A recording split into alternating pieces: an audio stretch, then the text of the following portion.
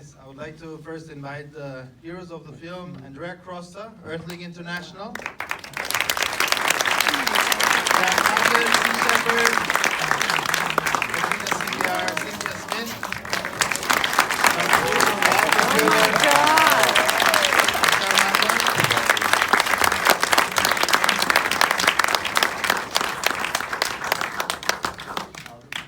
Oh yeah, of course. Yeah. Great. You probably now understand a little bit of my words and my feelings in the beginning of the film. You just witnessed an amazing production, not really seen very often. And I would like maybe to ask you first, who knew about the Vaquita issue before watching this film? Wow, good. Okay. Not bad. Not bad. But let's give it to you, Richard, and maybe I'd like to start by asking if the film has been finished and will be in theaters very soon, but the issue is not over yet. Right. Well, look, this whole story began, of course, after we finished the Ivory Game, the last film on the extinction of elephants, and it was actually Andrea Crosta who has been telling me about the whole issue of the Totoaba Vaquita trade right after we had finished that movie like two and a half years ago. And he was telling me that there's this war going on in the Sea of Cortez, and I had no idea about it. Like I'm surprised so many of you knew about the Vaquita, because I had never heard about the Totoaba or the Vaquita. I couldn't even pronounce those names right. And I was telling him, what's going on there? Like what are these animals? But you know, we realized that we needed to point our spotlight on this issue, because it's a very symbolic war of what's going on with our planet. You know, it's the same. You know, here you have drug cartels and the Chinese mafia conspiring against planet Earth, but this is also happening with the tigers, with the rhinos, with the elephants. So it was like a very symbolic thing where we thought we need to let the world know that this is going on, because it's right like on your doorstep, right? It's 3 hours south of the US border, but nobody was aware. And here they are killing an ocean, and you know, this is a really big deal that people should be aware, because if this is what's the future of the planet, you know, that these syndicates are allowed to like attack our planet and go basically walk unharmed, you know, and just get away with it, then that's not an option, because it's gonna be a disaster for our future. So that was the reason we really felt very strongly about doing this film and letting the world know, because it's just something that can't stand and that can happen. So that's why we joined forces. Terramata was very early on with me on that, and said, let's go out and do this film and try to make a difference and try to stop this crime from happening. Great. And actually, despite being an issue 3 hours away from us, we have a very international crew here besides Dr. Cynthia, which is also very interesting, because there are not that many Americans involved in this film in a way that I think it should have been since the beginning. But let's start with you, Cynthia. How was your, of course it was a almost devastating experience what you had without knowing what you were going on, but tell us a little bit about the outcome and maybe how you went into the program to save the Vaquita. Yeah, sure. Yeah, it was definitely a heartbreaking moment for our whole team. And I just want to actually use that as a quick way to acknowledge we have many of the folks here tonight that were really a big part of our rescue effort. It was 90 people from 22 organizations in 9 countries. So I'm looking out and seeing some really wonderful faces for people that got behind the effort. And the reason that we needed to try this option was because the situation was getting so dire and so quickly. So all the other conservation actions which we thought were going to work were failing. And so when you're in that situation, you have to figure out, we have to try everything. We cannot leave anything undone. And so was what the heart was behind the project and behind the mission, and just making sure that we at least tried something that if it had worked, we could have saved them more time. but because it didn't, as you saw, now we're relying on the other folks that are on the front lines with Sea Shepherd and Earth League International to really make sure that they're fighting this crime quickly and rapidly, and then hopefully getting the attention of the government, the Mexican governments, the Chinese government, and also the U.S. government to help really mobilize the effort and put the pressure where we need it applied so that we can create rapid change. And Andrea, as I said earlier to you, you are really the hope of this film. Like your work and everything your organization accomplished and all this information and reaching out to all different governments, I think is really what is giving me at least hope to this to work. But how is that going since the film ended with all the information you turned into the three governments? Yes, so a big part of our work, the work of my organization, is not just doing films and releasing public report, but also helping law enforcement. So wherever we go now, we work in 3 continents: Latin America, Africa, and Asia. We always produce and share with law enforcement very detailed confidential intelligence briefs, we call them, with all the names and details and telephone numbers and undercover videos, undercover audios, like everything they need to begin their own investigation. And we share a lot of information with the Mexican government, at least 2-3 different entities, with the Chinese and with the American. At the moment, there was more action in China, I have to say. About a few months ago, there was this big bust that you just read at the end of the film. They arrested several people, millions and millions of dollars of Totoaba. And the interesting thing is that right after this bust, the price of Totoaba crashed to less than half in the Sea of Cortez. This is when you finally hit the right spot along the supply chain. This is why it's important to take the time to study and then hit where it's painful, because the Chinese traders in Mexico got scared and stopped buying. We are now waiting for the Mexican government to do the same. They have to do it before November, December, when the new season will start. Personally, I believe that just one good arrest of Chinese traders in Mexico will do a lot. In the meantime, a month and a half ago, they seized almost $4 million of Totoaba traveling from San Diego to Los Angeles. So it's happening now, it's happening on US soil, it's happening in California. And so it's really, really important that the Mexican government will start crashing down and removing certain people from the supply chain. Thank you.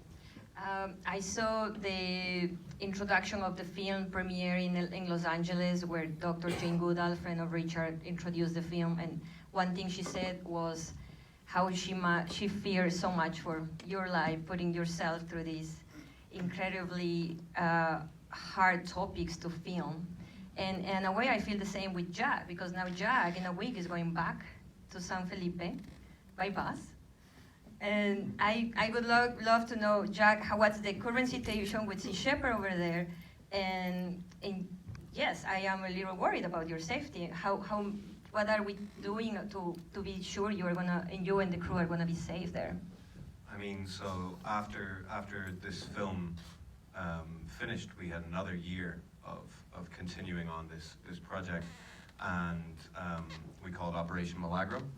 And this year was the most violent year that we've ever seen. Certainly once the film ends, the problem does not go away. In fact, it got a lot worse there. Our ship got prop-felled to the point where they boarded and stole a lot of our stuff. Our windows were smashed in. We were attacked on 5 separate occasions with more than 30 boats. They threw Molotovs at us. They shot at us at some point. But we're taking our precautions, and we do everything necessary to ensure our protection. It's a dangerous thing to go out to sea in the first place. It's a dangerous thing to go out to sea and do what we do, but we've said that we're going to stand in front of this illegal and exploitive industry, and we are going to stand in front of this illegal and exploitive industry. You don't jump out of the way when things get dangerous. That's not what we're known to do. And certainly we're going to continue there. Right now, what I'm going back to do is fix up our ships, as we have a few scratch marks from this year. And prepare, because we have 4 months of pretty much no fishing within the Northern Gulf. which we have time to prepare for next season because we expect that next season's going to be as bad. And for the last 5 years, if we hadn't been there, the vaquita would already be extinct, be gone. So I don't think anyone needs to worry about our safety. We have that covered. We have 4 armed guards on at all times. It's just worry about if we fail. Thank you. And Walter, I was following the issue through another filmmaker, Matthew Podolsky, and Wild Lens. And when you, Terra Mater, joined the film, it just seemed like an incredible synergy happened between the film crews. And I would love to hear a little bit more of how all of that happened, how Terra Mater came on board and, of course, produced this amazing piece. It all started with the Ivory game when, although I know Richard since 2001 or something like that, we just started to work together on Ivory game. And the film was really successful. For the first time, we not only set as targets for the film, but also for the political impact of the film. And we succeeded with Ivory game in all of our dreams. The dream was always to destroy the legal market of ivory in China, which at least we helped with. And after that, we of course searched for things like this, because successes like that makes you search for the next one. Richard was thinking about a wildlife crime series. We were thinking about a series on the most endangered animals of the planet. Both ideas had the vaquita in it, so we knew what was happening. But then in August 2 years ago, Leo DiCaprio called us and said, there is a rescue operation looming. Sadly, it starts in 5 weeks. Would be interested to cover that. And so I phoned Richard and said, at least I'm interested. I have no idea whether we can cope with that in 5 weeks. But in the end, we did it. After 24 hours, we said we are going for it, and we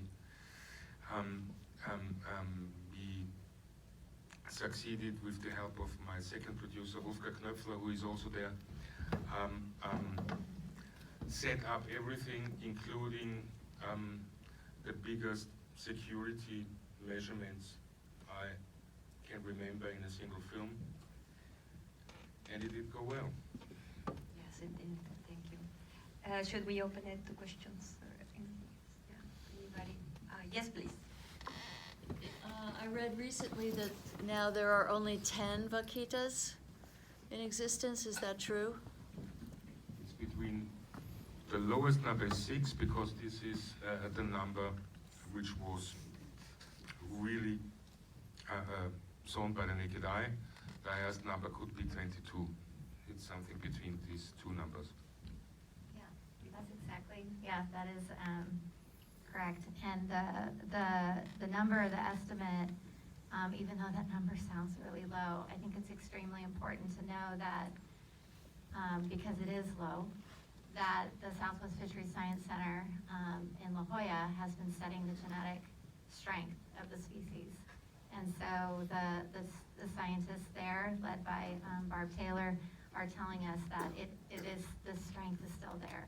So even though there's potentially only 15 animals left, that they can actually come back, but we don't have any time to waste. So if we can get the habitat healthy again as quickly as possible, but making sure the nets are out, and with Andrea doing all of his great work to stop the problem, then maybe these animals can actually come back. So it's right now, though, we don't have any more time to spare, because we do think there are only 15 left.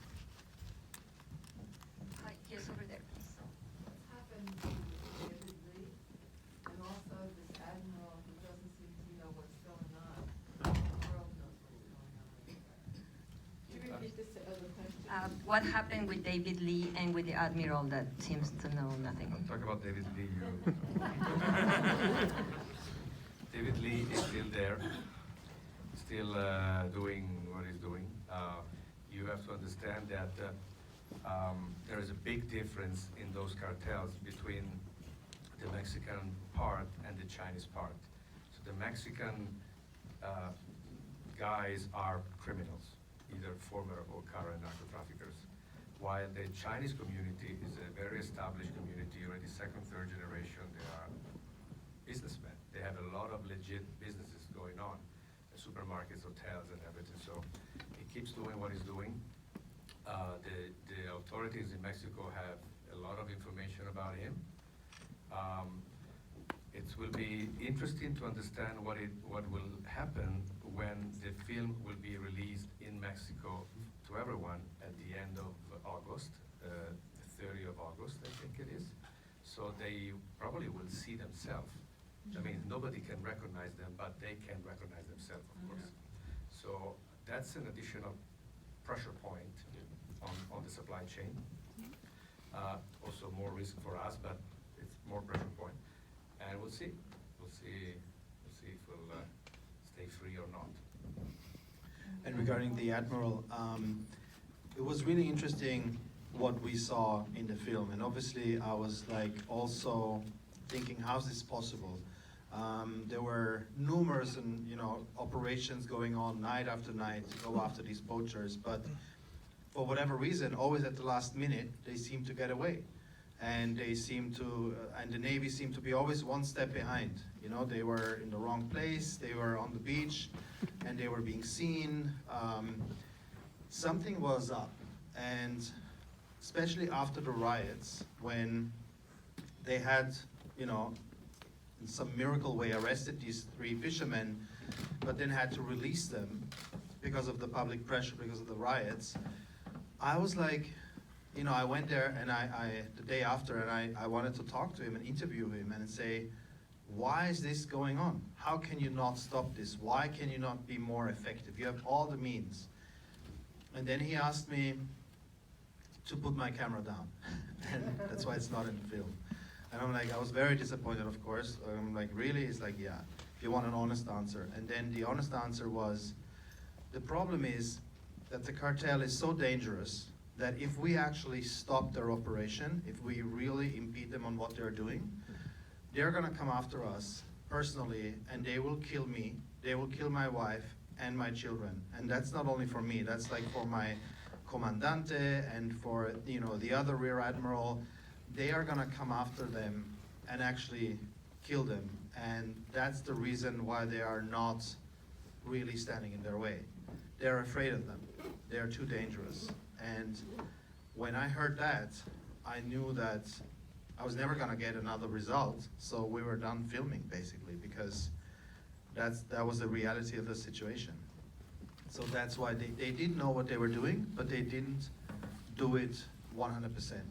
They were fine with the 85, 90%, but never all the way, and that needs to change. And the only way this can change is by the government actually prosecuting these people and giving them severe punishments. So if they go away, they don't let them go the next day, they seriously damage the operation, they seriously cause problems for the cartel, that then actually remove those people that they arrest from the scene. So it needs to be more vigorous, stronger, and just like, and then we're gonna see some results on the ocean.